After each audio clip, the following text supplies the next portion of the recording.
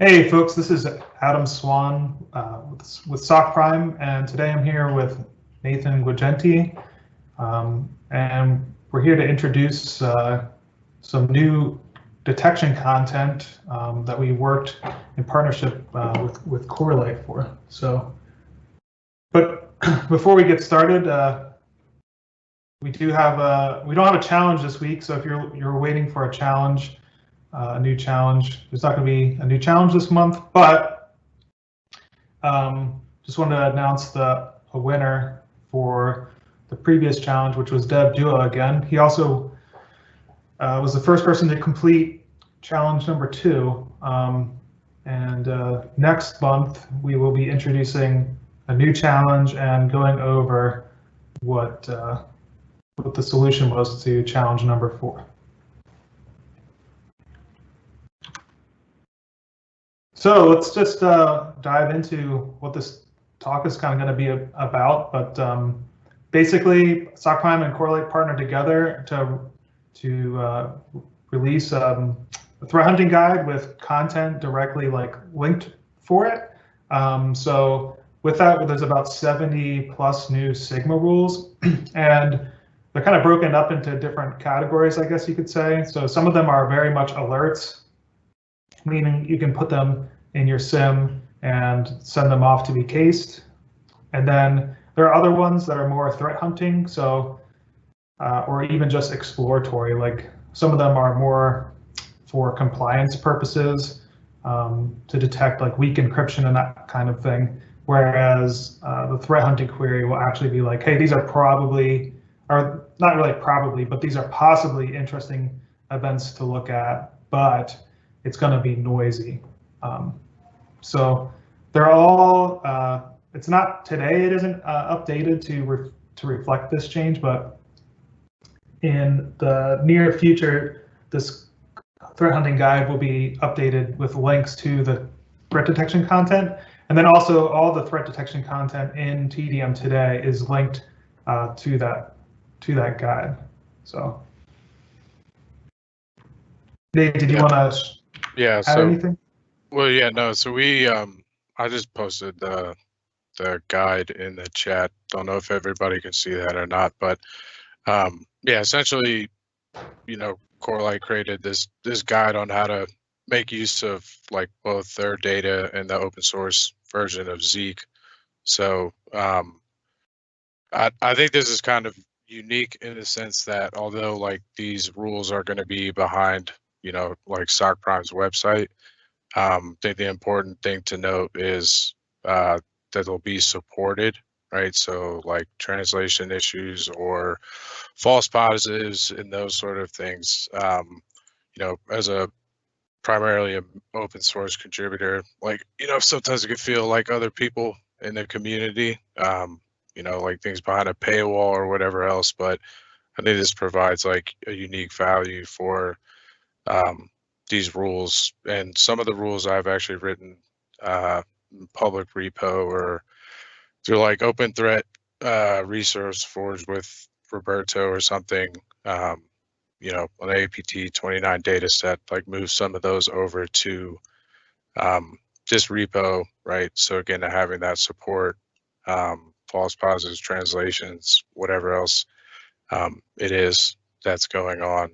So yeah, I think this is kind of unique from that perspective, right? So it's behind a company's site, but it's more benefits than even, I guess, being open, like quote unquote open source.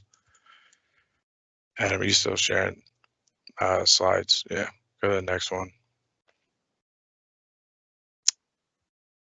Yeah, so I guess one of the biggest things that came out of this one, don't know if I imagine not everybody knows what Sigma is, but get into some of it later. But essentially, it's just like a way to write queries in a universal language. I always say like YAR for files, snort for IDS network, like Sigma is to databases.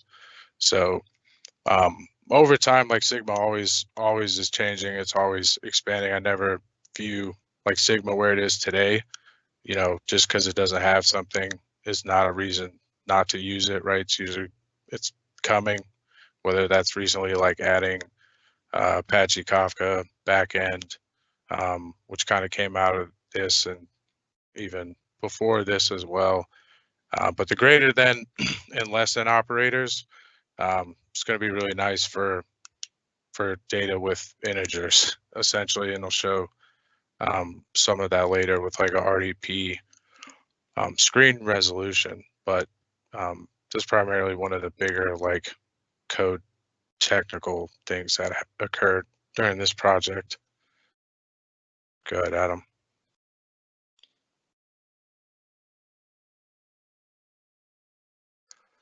Yeah, so taking a step back to like just to briefly talk about like Corelight and Zeek data. So familiar with like spans or taps or network monitoring, NetFlow, that sort of stuff, like Zeek and open source Zeek or Corelight, you know, as the appliance supported and all that sort of stuff, is basically going to be, you know, take basically NetFlow but add, you know, 100 some or 200 some plus fields for metadata, right? So there's an RDP connection.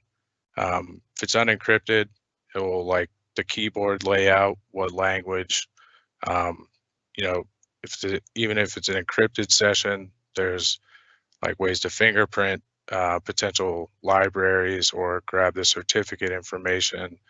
You know, DNS, there's a lot of just 20 plus fields in there. You know, with the recent like SolarGate, basically using almost the equivalent of like DNS tunneling, had always built like DNS tunneling detections using Zeek data. So there's, you know, a whole slew of metadata that Zeek provides. And I'll show the logs next, but there's always the argument that like network security monitoring is dead. I think just assuming compromise, your endpoints are, you know, your endpoints, you're trusting them to tell you, you know, what they're telling you. And a hands-on keyboard attacker, right, able to manipulate the logs in an endpoint is able to send, as well as just what this slide says, right, which is things you can install EDRs or antivirus on. A lot of people in the SCADA industrial control system, you know, industry defending that, like I don't myself, but can't really install like AV or EDR on something that's, you know, managing the power for, you know, 2 million people. So there's a lot of scenarios where you want to have that like third party witness, I kind of say sometimes what Zeek is. Yeah. Plus, another like thing with NSM versus being on the endpoint is you're not with it being on the endpoint is being with the adversary, so they can unhook you and manipulate everything that you're doing if they get the right amount of access. So by having a separate sensor on the wire, you're kind of separating that yourself from that a bit more. Not that it's impossible. There's always like exploits, and if you have your sensor in the wrong network or something like that they can access and mess with, or even mess with your SIM. Like obviously there's paths there, but it's less so than just being on an agent with the adversary potentially on an endpoint. So. Yep, and I don't know about you, Adam, but I've been in a million scenarios where there's no asset inventory, or, you know, devices get spun up like, you know, once a week or every day or every hour. Nobody knows, you know, like the chances of actually having EDR or like telemetry endpoint data on all of your devices is probably slim to none, especially even stuff like Linux, Unix, whatever, for your virtualization technology. I mean, even in the cloud, right? Like just AWS and some of these other big environments, like they wouldn't provide you CloudTrail logs and some like WAF logs, like if this stuff wasn't valuable.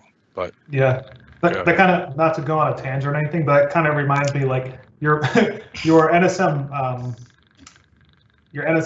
sensor placement really matters. Like if you don't, if you only have it at your perimeter, you're only going to see traffic going north and south, right? If you have it off a span port somewhere lower in your network infrastructure, whatever type of access you have to that traffic, like you can start seeing east-west traffic and make your NSM tools like much more powerful. It also requires a lot more resources to do that as well, but it makes it a lot more useful. Yeah, I mean, from the technical blog on one of the FireEye Ride Ups, like on Solargate or whatever you want to call it, SolarWinds compromise. I think they reference like 2 or 3 times like the use cases of Zeek, and specifically east-west, like lateral movement, which has kind of always been, network security miners never really, over time people have talked about it, but there was always that like misconception, that it's just north and south.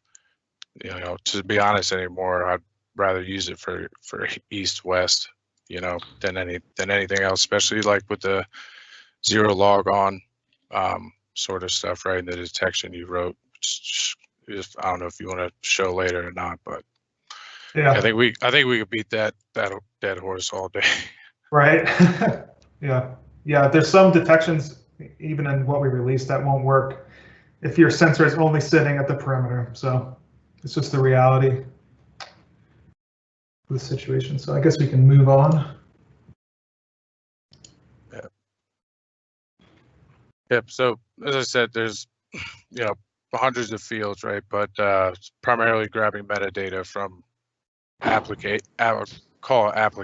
right? So like some network people in there might see SIP. There's things for industrial control system and SCADA, like even Amazon, right? Probably one of the biggest chains or entities that is managing robots or control systems, like rope parsers for Zeek, right? So I always try to follow what the people smarter than me are doing, right? And like one of the biggest, richest companies in the world, using something like this is kind of always telling. There's a lot of giants, whose shoulders you can stand on. So a lot of this industry is just like doing what, not trying to invent the wheel, specific to your environment, but not try to overall reinvent the whole wheel. So you can go next slide, Adam. Unless you want to talk to any of that. Yeah, I know you know a little bit more about this than I do, but I know that there are certain rules that are released that will only work if you use the Corelight sensor and not just Zeek, right? Yeah, that is correct. Yeah. Yeah. So some of the stuff like regarding some of the rules, especially around like custom cryptographic protocols, will require the Corelight, like additional plugin and support you get with Corelight over just using Zeek.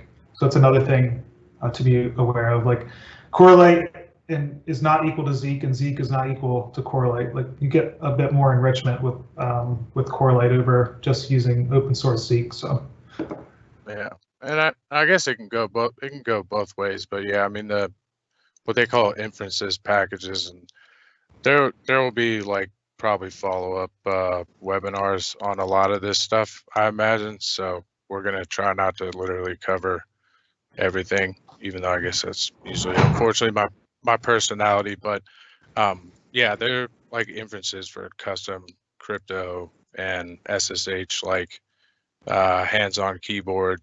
Like I guess in theory and practice, like it's like if you're typing on a keyboard, the packets and the ratio and that sort of stuff, even if encrypted, are going to be different than just like an SSH connection that's just open and nothing's happening. So yeah, it was really interesting using and looking at those logs. So, but there's not like I'd say probably 5% of the rules are like specific to Corelight. The rest of them are apply to both open source and the appliance. But yeah. So we just we just wanted to kind of give a quick overview of some of the rules that that we deployed. We're not going to do all of them because it would take a year and a half to do, but we both picked like 3 rules to talk about. So the first one here is about storing, or not storing, but accessing sensitive files over SMB, right? So SMB is what, if you're not familiar, it's basically the protocol that allows you to access file shares in a Windows environment. So it's kind of the most common use case for SMB, although it does other things. So in this, basically that hypothesis is that once an adversary is on a network, they may start to enumerate that network looking for files basically that contain sensitive information like passwords, authentication tokens, etc. And this will generally happen over the SMB protocol.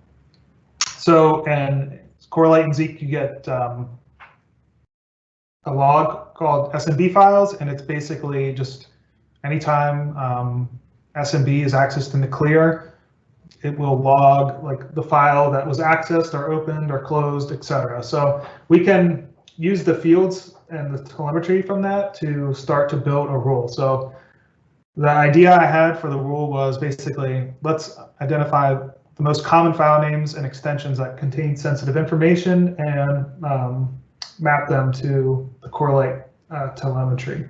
So what I did for this rule is basically spent a bit of time researching like different GitHub projects and different blog posts and tools where researchers are basically looking for sensitive information. So in the actual rule reference itself, it has a link to the primary one I used. I forget the name of the project, but it was basically a project that just did a find all on a bunch of sensitive extensions, and I kind of cleaned it up to make the rule not too noisy, and then I added some stuff from personal experience that I've observed that tool missed. So let's take a look at it. So here's the full rule in TDM. So you could just search for sensitive file access over SMB, but also all the rules that are being released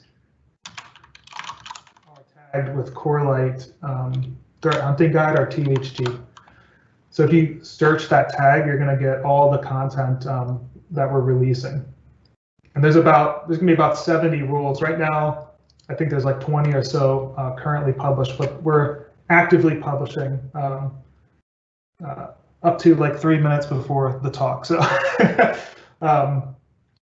so here's a rule, and here you can see, hopefully, maybe I'll zoom in a bit, some of the extensions we're looking for. A lot of them revolve around like private keys and password files or key rings and keychains.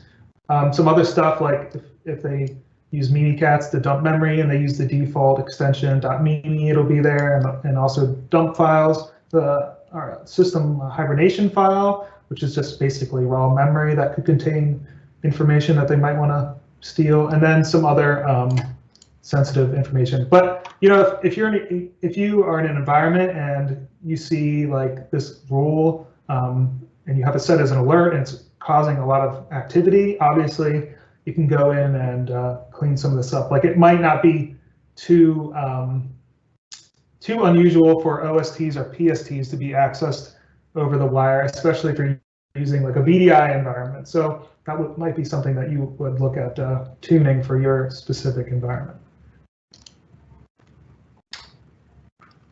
So,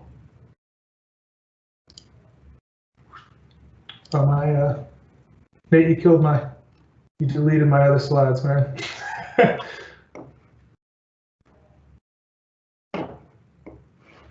No worries. Yeah. Nobody wanted to hear you talk. Control Z. I don't think I did. Okay. Well, then Here, you can work on them. Just switch it over to me. I'll talk about my 3. Okay.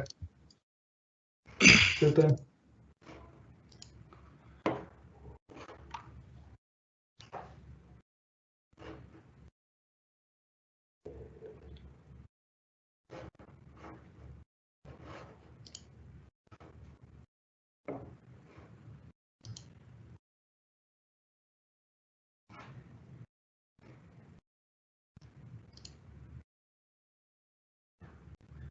Just a second, folks. Is it presenting? Yep. Share, see the screen? No.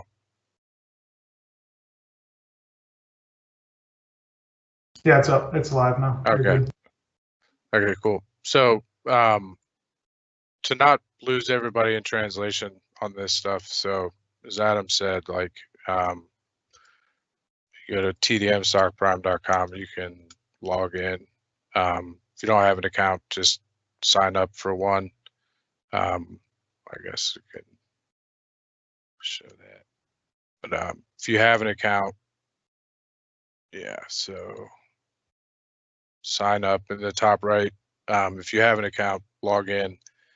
And then after you log in, you essentially, as Adam said, you can just search like Corelight, THG, or threat hunting guide, but short link or the short version is easier to type. And we'll send out like a link to that after this talk. So if you just want to follow along, that's fine. But if anybody was trying to follow along or do anything else, I didn't want to lose anybody in translation. But also as well, like, so I guess kind of, Adam, we always just assume everybody knows what TDM is. But essentially TDM is, or Threat Detection Marketplace, is a way to share not just like detections and rules, but also a way to take detection content and then apply it to your SIEM or database, whatever you want to call it, data lake, or, you know, if you got a really good salesperson at your selling to your organization and some machine learning product, hopefully there's some telemetry or logs, but at the end of the day, you know, these will translate to, I think, depending on the type of rule or whatever, like 15 or more different databases or backends. I know like people over time have added FireEye Helix. Like we recently added, again, Apache Kafka.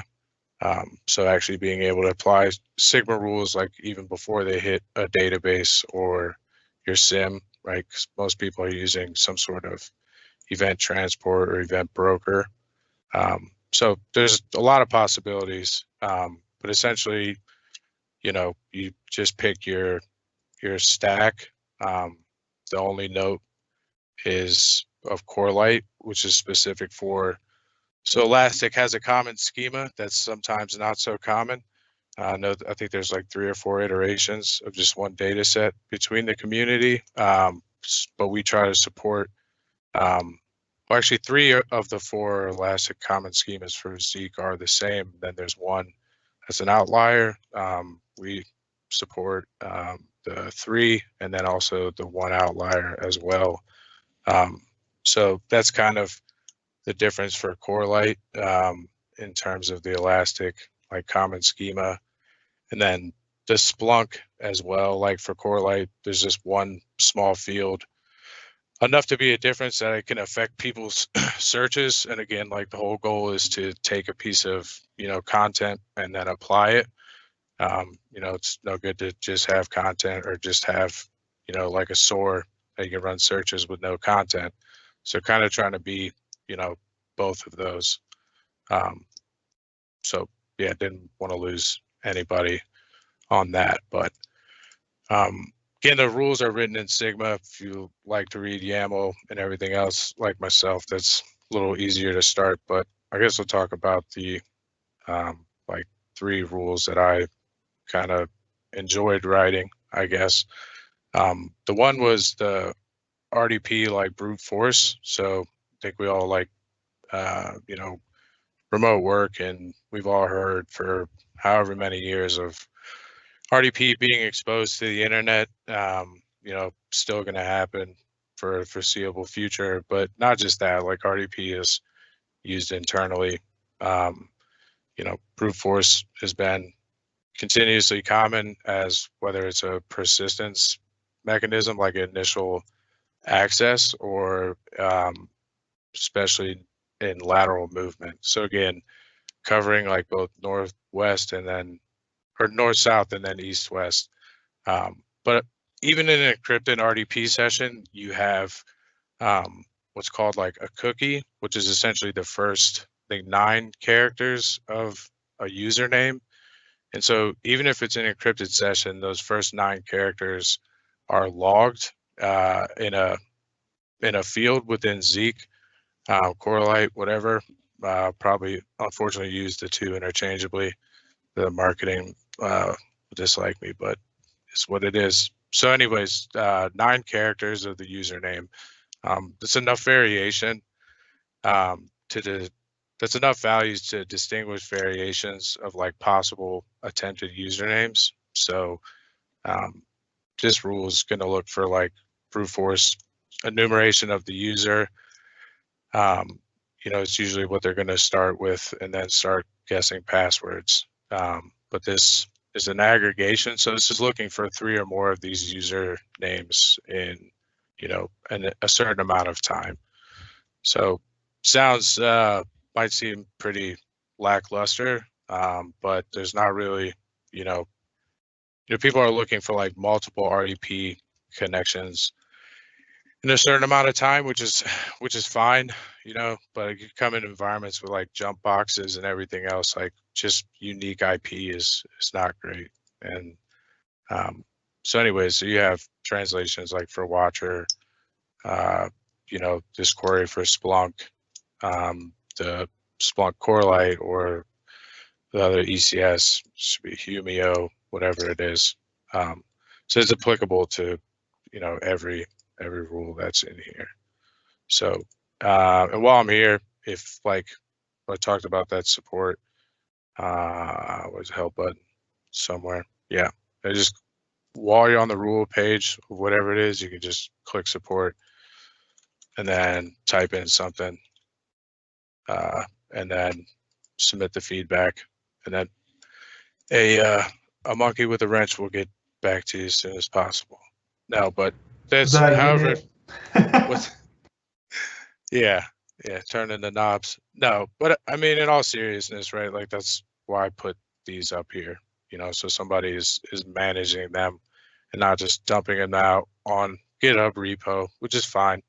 That works. You can all the same, use them from here just as you could a repo, right? There's just that support. So, all right, enough about RDP Brute Force. Next one I think I see like over and over, for some reason, we continue to see like directory traversal attacks. It's 2020. I don't know, but some of these have been pretty serious, especially with, like VPNs and remote work. Essentially, VPNs are literally just a web server with some, more stuff added on top of it, which is usually why, things kind of are a little easier to have logic bugs or whatever else you want to call them. But essentially this, and the other thing that I've seen like with directory traversal, not only it just being, still something that's going on today and in pretty large breaches or pretty large in terms of impacting, the world or devices, networks, whatever. Because most of the rules are like written just looking for ... which essentially, been on the Linux command line, just type in cd space ... will take you back a directory. Like that's all directory traversal is just going back to a certain path and then being able to read a file or do something from there. But most people don't really pay attention to the fact that like there's anywhere from 2 to 10 ways to encode a single character in an HTTP request in the URL. So spend a lot of time building like a proper regex to look for character encoding, and then double character encoding as well for directory traversal. So should be a pretty, cover, I don't want to say all bases, don't like to use absolutes, but should cover all bases in terms of that. Again, you have that regex conversion that's needed and whatnot. So, yeah, last one, another lateral movement one, but I think what Adam is Sharpound, I think had been using this, like just a fingerprint to detect Sharpound lateral movement, but basically being able to detect a like small window resolution in an RDP session is probably indicative of like somebody not using a human not using the RDP session, right? People might still use resolution less than 600, probably rare. But the gist of this is essentially, a window size that no human would really use is indicative or will lead you to something that's like a RDP port forward or some sort of automated RDP brute force script or whatever it is, some sort of lateral movement command script software or something that's creating that RDP session. Yeah, I currently use a 400 by 400 for all my RDP needs. Yeah. All right. So never wore glasses until working on computers for so long. Yeah. So I'm up to maximum font, 300% zoom at all time. I still use zoom it from sys internals. Just kidding. All right. I did recover the slides there. So sensitive files over access over SMB, but also another one that I was kind of interested in sharing was interesting user agents and MIME type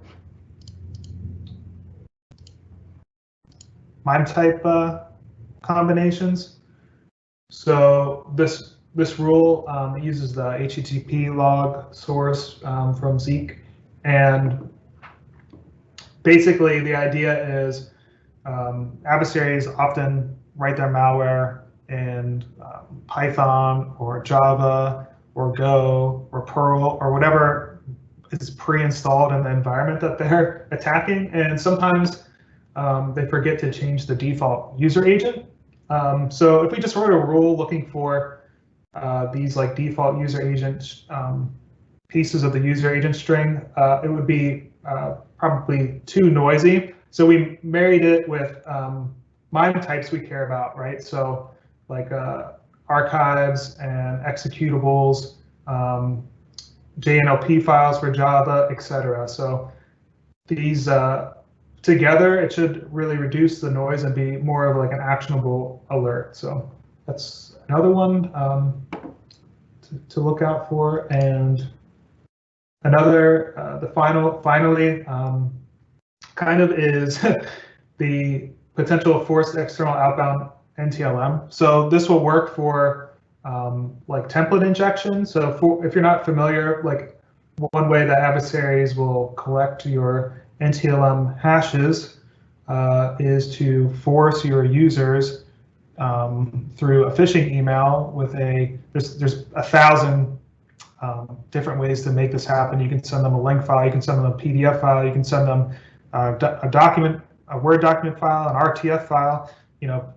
Pick a file type that has any dynamic content, and you probably can target forced authentication. So they send that, let's say it's a Word document, and inside the Word document is a path to a share on an IP address that they control, and then there they have something like responder, where they capture the NTLM hash and crack it later. So we should really be concerned about certain protocols leaving our network, as you're probably aware. And this rule uses the con history and the service name to identify successful outbound connections over NTLM. So one possible false positive source for this, and becomes more and more as we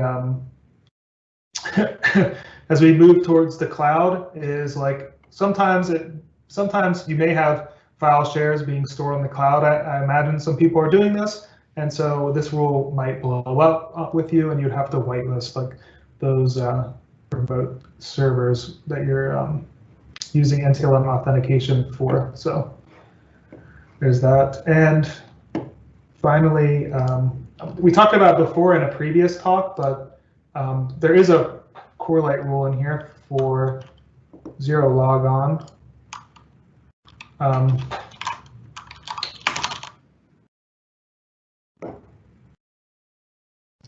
Here it is. And this is also a rule that uses Zeek or Corelight data. And let's just look at this here. So part of the telemetry that you're looking for is DCE RPC, which is what is abused in the zero logon, and it sends a bunch of requests. It requires a lot of requests. With the challenge is set to all zeros, and eventually it allows you to reset the local machine password if it's successful. So this rule depends on Zeek data, and this is one of those rules, like if you have Zeek just sitting or Corelight sitting at your perimeter, it's not going to be so useful. This is one where you have to be observing east-west traffic to see it. But basically, it looks for a large amount of these requests by one IP over just a minute or so. So that's how that works. And just to give you an idea of what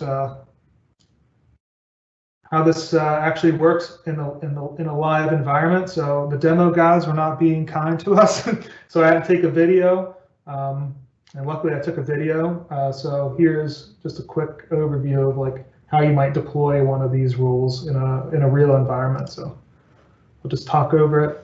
So I'm in TDM. I have a rule that I want, sensitive file access on the admin network share. Just hit that copy to clipboard. It's copied to my clipboard for an elastic query, which is in Lucene, by the way. And I already have mine set to Lucene. Let me pause it here for a second. So I already have it set to Lucene, and I've pasted the query here. And now I should just be able to hit update. And after a few moments, sorry, this lab environment was being ridiculously slow. So it's just going to take a hot second here for the video to catch up. And there it is. So we have a hit, and in this hit is the adversary accessing the hyper file. So the hyper file is basically a snapshot of memory. When your system goes into hibernation, Windows can come back and use it to restore the system from hibernation. But it could contain plain text passwords and stuff like that, or even Kerberos tickets, depending on what version of Windows you're using anymore. So yeah. Move back to the slide deck. And that's it for me. Nate, did you have anything else to add? You're on mute, by the way. No, I was kidding. No, I think I could talk about some of these rules for the next 15 hours. Yeah.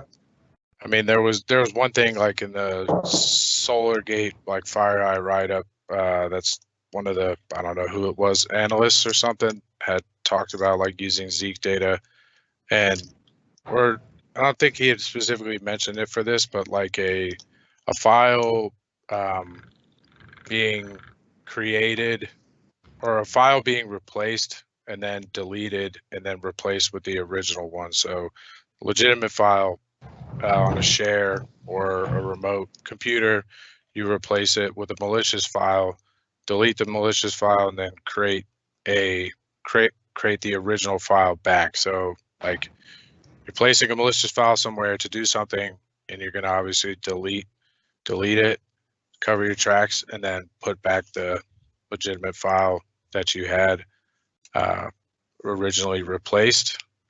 So like there's a rule in there that's looking for, basically a single file name being modified in a really short amount of time, more than X amount of times. So there's some really good stuff in there. There's some stuff that, just had to write or just wrote, but I mean, there's even like easy wins in there, like in an external facing industrial control system Modbus, or, like ICS SCADA DNP3 protocol in there. I mean, sometimes as a defender, like the biggest thing is always, first figuring out what you have, what you're trying to protect. I know that can literally be impossible with 500,000 assets or something, but to me, like I would want to know if I have industrial control system or like some sort of sensitive thing like that on a network, and then B, if it's exposed to the internet. There's queries in there that are pretty darn easy, copy and paste, or I'll be marketing for second sign up and integrate via API or continuous content management, whatever it is, right?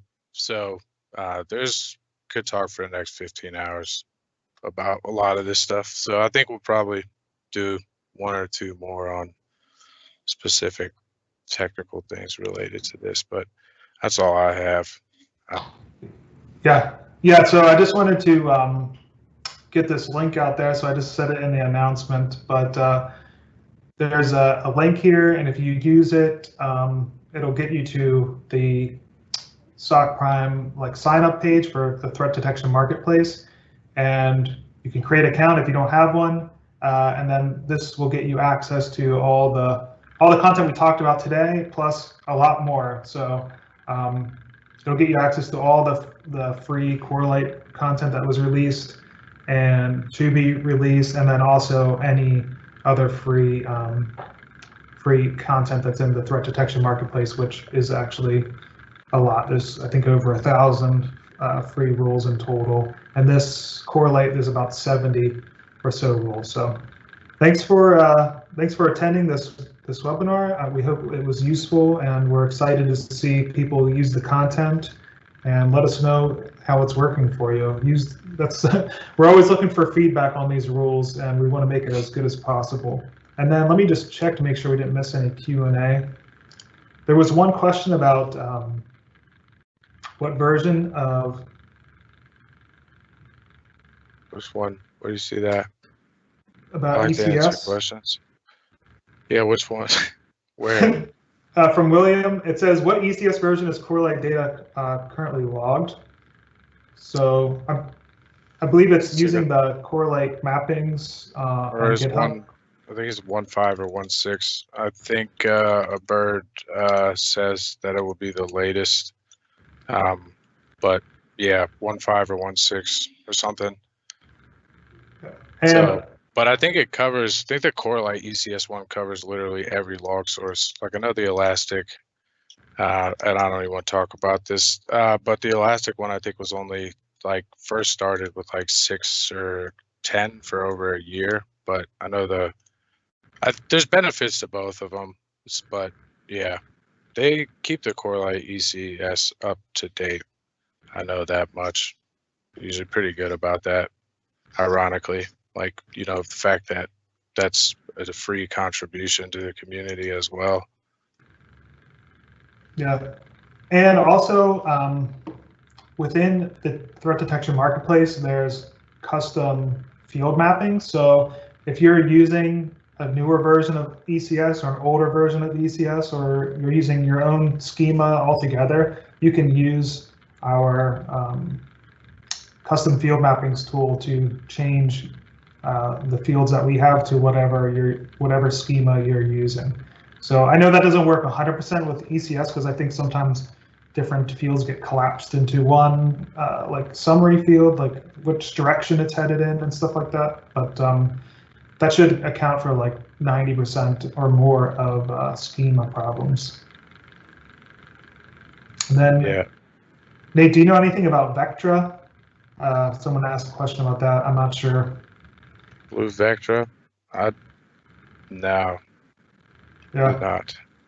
Okay. In terms, yeah. I mean, I think I'm not gonna literally speak on the like record about it or not, but my understanding was it was one that like quote unquote makes all the decisions for you.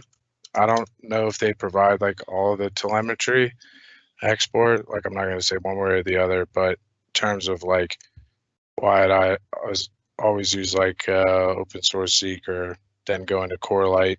Like at one point in my life, just not wanting to manage. It's less things I had to manage, especially at the scale that I was of like 40 to 100 gigs a second, sometimes sustained. But you know, like I'd like to make my own decisions. It's like the whole thing with EDR. Like, you know, over time people have realized, you know, okay, your EDR, you tell me what's bad, but that obviously is only going to get me so far, so often. You know, like give me the telemetry of every process you see. Like that's kind of the power of Zeek. You know, it took that approach of like here, like, you know, you can, the possibilities are most of the time limitless. You know, it's almost creativity at that point.